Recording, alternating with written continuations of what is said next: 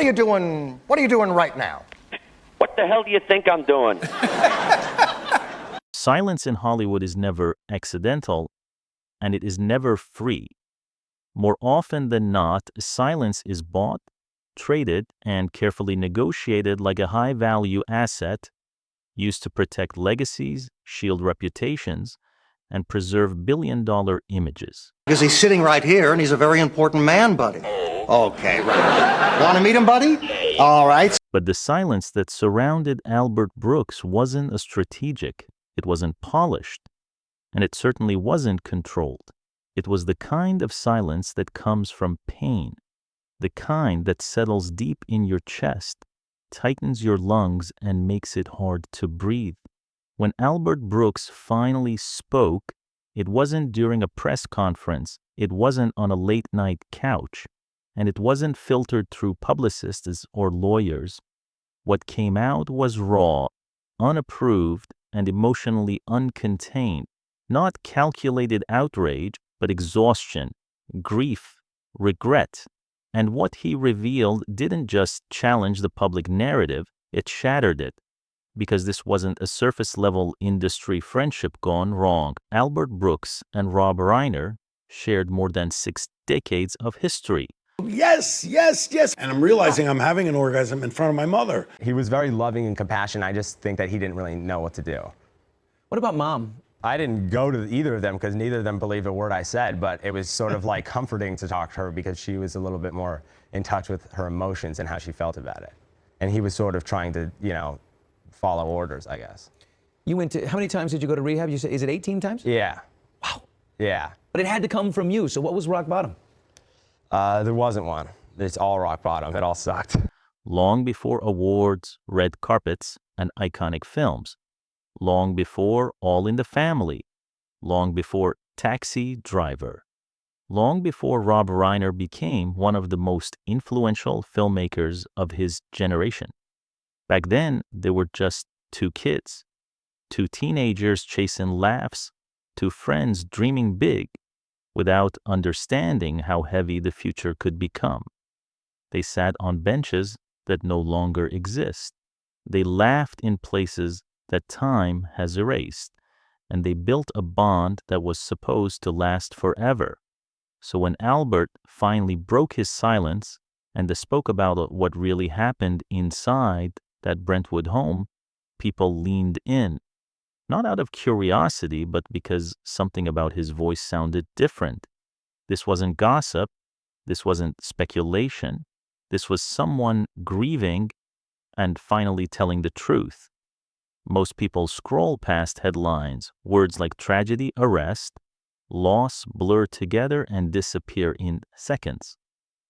But this story refuses to be skimmed, because Albert isn't just mourning a friend.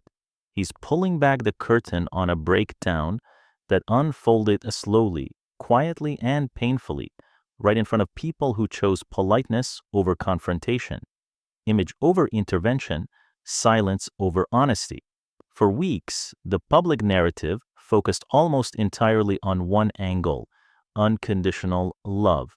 Article after article painted Rob and Michelle Reiner as near saintly parents, doing everything they could to support a troubled son. And Albert never denied that love existed. But love, according to Albert, wasn't the full story. He spoke from the perspective of someone who was actually there, someone who sat in that living room 3 years ago, 5 years ago, even 10 years ago. Someone who watched the situation unravel while everyone else stayed quiet, afraid to cross a line that shouldn't have existed in the first place. Albert described it like watching a slow-motion disaster. Everyone could see it coming. No one wanted to say the words out loud, and that's where this story truly begins. Albert didn't choose a stage to speak. He chose a room. Not a television studio, not a packed auditorium, just a small circle of industry veterans, people who knew Rob Reiner before fame rewired everything, people who understood the history, the context, the weight behind the silence, and when fragments of that private conversation began to circulate, what they revealed was chillingly honest. Albert didn't speak in abstractions. He didn't hide behind vague language.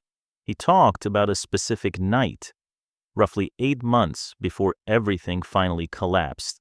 It was supposed to be simple, a relaxed dinner, no tension, no confrontation, just Rob, Michelle, Albert, and a few familiar faces around the table until Nick showed up. Anyone who has lived through long-term family turmoil knows that moment instantly. The air changes. Conversation stall mid-sentence. People stop eating. Eyes exchange messages without words. But according to Albert, Rob reacted differently than expected. Not with fear, not with frustration, but with hope. A heartbreaking kind of hope. The kind that whispers, maybe this time will be different. Maybe this is the turning point. Albert paused when he described that moment because everyone listening understood the danger of that hope. Hope can be beautiful, but when reality keeps proving it wrong, hope becomes a liability. Albert had known Rob since high school. He knew his strengths, he knew his brilliance, and he knew his blind spots. Rob was incredibly smart, but painfully naive in certain areas. Albert made something else very clear. He wasn't saying Nick was beyond help. He wasn't accusing Rob of being a bad father. That wasn't the point. The point was this: ignoring a storm doesn't stop it from arriving. And that's where Albert kept returning to one word: enabling. Love without limits, support without boundaries, protection without accountability. Albert explained that when love becomes blind, it stops protecting and starts feeding the danger. That night, Nick didn't come to eat. He didn't come to reconnect. He came with a demand. And it wasn't small. We're talking about serious money, the kind used to delay consequences, to smooth over problems that should have been confronted years earlier. The room froze. Plates went untouched. Conversation died completely. But one detail haunted Albert more than anything else: Michelle. When Albert looked at her face, he didn't see irritation. He didn't see disappointment. He saw fear, real fear. And that fear didn't start that night. It had been living in that house for years, quiet, unspoken, and ignored. Albert knew in that moment he couldn't stay silent anymore. He pulled Rob aside, away from the table, out onto the patio, where no one else could hear. Albert didn't soften his words. He didn't dance around the truth. He asked his oldest friend directly, "How long are you going to let him hold you hostage?" What still haunts Albert is Rob's response. Rob didn't argue. He didn't defend Nick. He didn't raise his voice. He just looked exhausted, worn down, like a man carrying too much weight for too long. Then Rob said something Albert says he'll never forget. "If I stop, he ends himself." Rob truly believed that his money, his attention, his constant presence were the only thing standing between his son and the edge. In his mind, pulling back didn't mean setting boundaries. It meant losing his son forever. And what Rob didn't realize, what Albert sees clearly now, is that by constantly shielding Nick from consequences, Rob was slowly inviting that danger straight into his own home. This wasn't just about one family. It was about a culture that protects image over intervention, a system that rewards silence and punishes honesty. Albert didn't sound angry when he said this. He sounded tired, like someone who wished deeply that he had spoken louder sooner, because once you hear this, you can't unhear it. Albert was careful with his words, but not gentle. He made one thing very clear to everyone listening. This was not about denying mental health. It was not about pretending addiction doesn't exist. And it was certainly not about stripping compassion from a deeply tragic situation. But Albert refused to let mental health become a complete excuse. A factor? Yes. A reality? Absolutely. A free pass? No. Albert grew up around addiction. He had seen it up close long before it became something Hollywood talked about openly. He had known people who were lost, spiraling, unstable. And yet he said something that made the room go silent. Plenty of people struggled, and they didn't cross this line. That's when Albert introduced the part of the story most coverage had quietly avoided. Resentment, not frustration, not sadness, resentment. Albert believed there was something darker living underneath Nick's behavior. That is something personal, something corrosive. He described it as anger aimed directly at the people who raised him and at the legacy that surrounded him. Imagine growing up under the shadow of Rob Reiner, every move compared to iconic films, every failure magnified, every success diminished by comparison. The Princess Bride, Stand By Me, When Harry Met Sally. There's no room to simply exist when your last name carries that kind of weight. Albert recalled a moment years earlier on a film set. Someone casually mentioned Rob's name, nothing dramatic, just a passing comment. Nick's reaction wasn't playful, it wasn't annoyed, it was furious, instant, sharp, uncontrolled. Albert said that wasn't rebellion, that was bitterness, the kind that ferments quietly when someone feels invisible next to greatness. From Albert's perspective, Nick didn't just want money, he wanted to tear down the image, the pedestal, the symbol that had haunted him his entire life. Albert believed this wasn't an accident. It wasn't a sudden loss of explainable control. He believed it was intentional, an act meant to destroy the very legacy that overshadowed Nick from the beginning. And now Albert is furious about what he sees coming next, because he knows how this story will be framed. He knows the legal strategy is already forming. A sick young man, failed by the system, overwhelmed by pressure, buried under expectations. And Albert isn't guessing, he's warning. He's terrified the narrative will flip, that Rob will be recast as the problem, that love will be reframed as negligence, that the parents who are gone will be turned into villains who can no longer defend themselves. And that's the cruelest part. The dead don't get rebuttals. They don't get to explain their choices. They don't get to clarify intentions.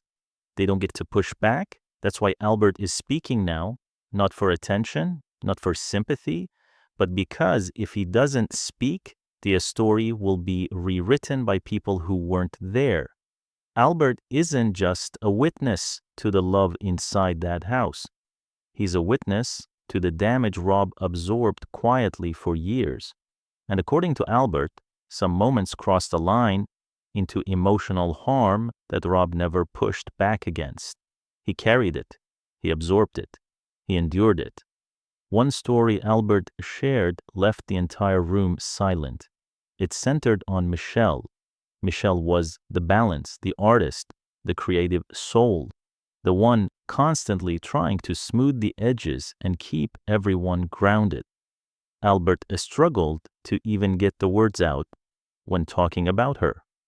Weeks before everything ended, Michelle called him unexpectedly. She didn't mention Nick by name. She didn't explain the situation directly. She asked about security systems. She asked about safe rooms. Think about that. This wasn't a dangerous neighborhood. This was Brentwood, gated, guarded, protected. Michelle wasn't afraid of strangers. She was afraid of someone who already had access, someone who knew the codes, someone who could walk in without knocking. Albert told her to change everything immediately, to bring in professional protection, to put distance between fear and reality. What haunts him now is that he doesn't know if she ever did, and that question hasn't stopped replaying in his mind. Albert admitted something that still eats at him, a feeling he can't shake, a question that loops endlessly in his mind. I should have done more. After that phone call with Michelle, Albert replayed every detail, her tone, her pauses, what she didn't say. He wondered if he should have driven over himself, if he should have stood guard, if simply being there could have changed the trajectory of what was coming. That guilt settled deep, and it never left. Because Albert understood something most people didn't.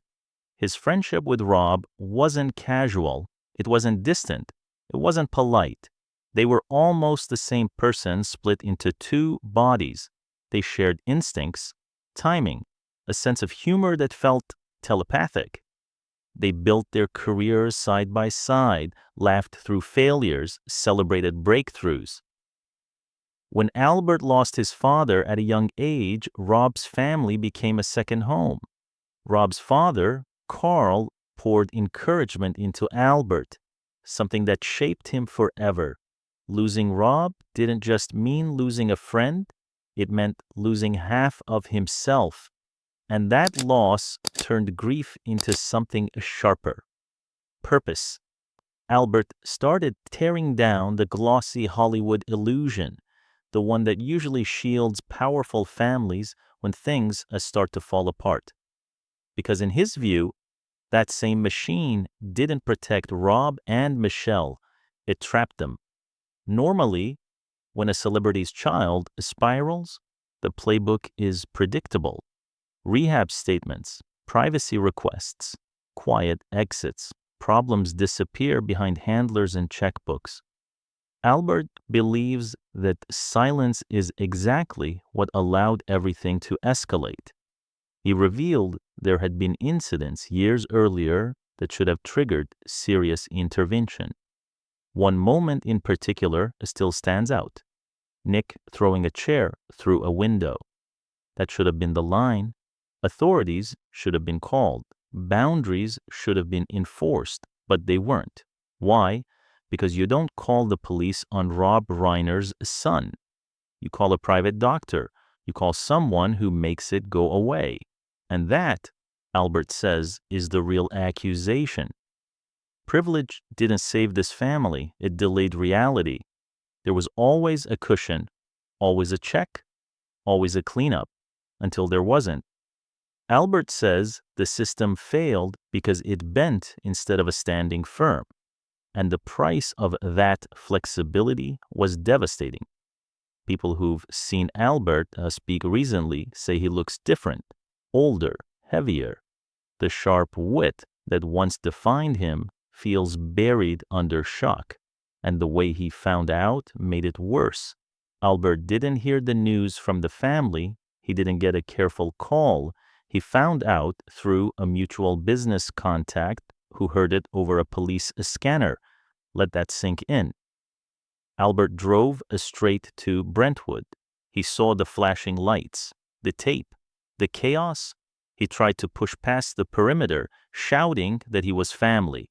It didn't matter. To the officers, he was just another older man yelling at a secured scene. That image, Albert standing behind police tape while the people he loved were reduced to a case file, is burned into his memory. And now, with the trial approaching, Albert has made his position clear. He won't be quiet. He plans to sit front and center, right behind the prosecution. He wants to be seen. He wants to be remembered. Because he knows every promise that was made, every excuse that was offered, every moment that never reached the headlines. He isn't relying on speculation. He's relying on memory. And he's done staying silent. As the dust settled, the Reiner siblings, Jake and Romy, made a quiet request. They asked for peace. They asked for privacy. They asked the world to let them grieve without turning their loss into spectacle. And Albert understood that. They had lost everything at once: parents, a brother, the foundation of their lives gone in a single collapse. Their choice to seek forgiveness wasn't weakness, it was survival. They were trying to protect the memory of Rob and Michelle without completely erasing Nick from their lives. That's an almost impossible balance to strike, and they were doing it with grace. But Albert made something painfully clear. He isn't walking that path, not because he lacks compassion, not because he wants revenge, but because he isn't family by blood. He was Rob's friend, and the friend isn't searching for closure. The friend is searching for accountability. Albert believes grief doesn't require silence, and forgiveness doesn't require pretending nothing happened. While the siblings are choosing peace, Albert is choosing truth, and that truth has made powerful people uncomfortable. He's been openly furious about the industry's response, the flood of carefully worded posts, long captions, public declarations of heartbreak. He calls it performative grief. Many of the same people posting tributes hadn't spoken to Rob in years. Some hadn't returned calls. Others quietly distanced themselves when things got uncomfortable. Yet they knew. They whispered about Nick behind closed doors, warned people privately, and still invited him into rooms, still let him circulate because of his last name. Albert doesn't name names. He doesn't have to. Everyone in those circles knows exactly who he's talking about. And Albert wants more than sympathy posts. He wants answers. Who supplied Nick with substances that night? Who drove him to the house? Who smoothed over past incidents? Who protected him when protection should have ended? Albert wants every silent helper exposed, every enabler dragged into the light. Because this story isn't celebrity gossip, it's a real-world warning about what happens when money, fame, and fear collide with addiction and unchecked behavior. It forces an uncomfortable question. Where does love end and responsibility begin? Rob Reiner has spent his life telling us stories where love wins, stories that taught generations to believe love conquers all, that true love survives anything. Albert is standing in the wreckage, saying something people don't want to hear. Love didn't stop this. Love made it possible. Love kept doors open that should have been closed. Love provided access. Love delayed consequences. It's a brutal reversal of everything those films stood for. And that's why it hurts so deeply. And then came the moment that shattered Albert completely. During funeral planning, he sat with Jake and Romy, sorting through photos, pictures of Rob on set, Michelle laughing, moments frozen in time. Then they found an old photo from about 15 years earlier, the whole family together. Nick standing there, smiling, calm, normal. Albert's first instinct was rage. He wanted the photo removed. To him, it felt like a lie preserved on paper, but the siblings stopped him. To them, that photo wasn't deception. It was still their brother, a version of him that existed before everything fell apart. That difference in perspective explains everything. The family needs to remember the good. The friend can't separate the past from the outcome. Neither side is wrong. They're just carrying different weights. The toll this has taken on Albert is impossible to ignore. He's in his late 70s, and grief at this level doesn't pass quietly through the body. It settles in the bones. It steals sleep. It replays moments you can't rewrite. Albert has admitted he feels his own time slipping, Not because he's in danger, but because grief changes you physically. Losing Rob didn't just remove a friend from his life, it removed a constant. Rob was there through every era, every transition, every reinvention. Albert shared a memory from years ago during filming. The chaos, the jokes, the non-stop laughter. Rob was the only person who could make him laugh until he physically couldn't breathe. Now that laughter's gone, Albert has tried to revisit their old work. He's tried to watch the films that once defined them. He can't. Every smile on a screen triggers images he can't shake. He says the silence now is louder than anything they ever laughed over. And that's why he keeps speaking, not for attention, not for revenge, but because silence already took too much. Albert believes something else was taken as well, something people aren't talking about enough. He feels Nick didn't just take Rob's life, he took his legacy with him. Think about it. How do you sit down and watch? When Harry met Sally now, without that thought creeping in, the joy is still there, but it's weighted. The laughter comes with gravity attached. But the most disturbing detail Albert shared had nothing to do with money or fame. It was about Nick's eyes. The last few times Albert saw him, something was missing.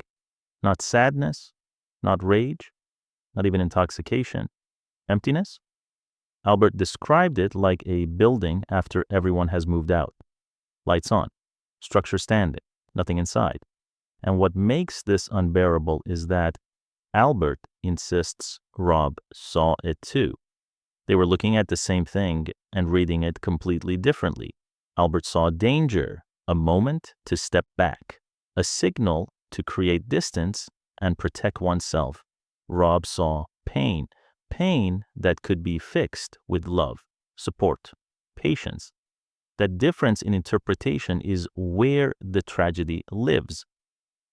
One man ran toward the fire carrying hope like water. The other was shouting to back away, and the man with the water got burned. As the January trial approaches, Albert has drawn a line in the sand. He knows how this system works. He knows how narratives are reshaped in courtrooms, how childhood trauma becomes a shield, how expensive legal teams blur responsibility until doubt creeps in. That's why he's speaking now. His message is blunt. Rob and Michelle were not villains.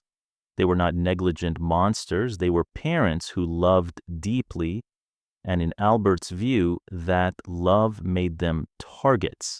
It's uncomfortable. It challenges instinct, and it goes against our urge to soften grief with silence. But Albert believes silence already failed them. He wants it known that Rob was afraid that night. Not calm, not drifting away peacefully, afraid. That fear matters in court, in accountability, in truth. This isn't revenge, it's grief sharpened into purpose, a refusal to let reality be rewritten for comfort. Albert asks people to pause when updates flood their feeds, to look past legal jargon and procedural delays, to imagine him sitting alone, surrounded by 6 decades of memories, unfinished conversations, shared milestones, jokes that will never land again. He's waiting for one phone call, not the one announcing progress, not the one explaining delays, the final one. And even when that call comes, Albert knows it won't bring peace. Justice doesn't restore empty rooms. This isn't a movie. There's no redemption twist, no swelling music, no clean ending, just the slow fade of real life.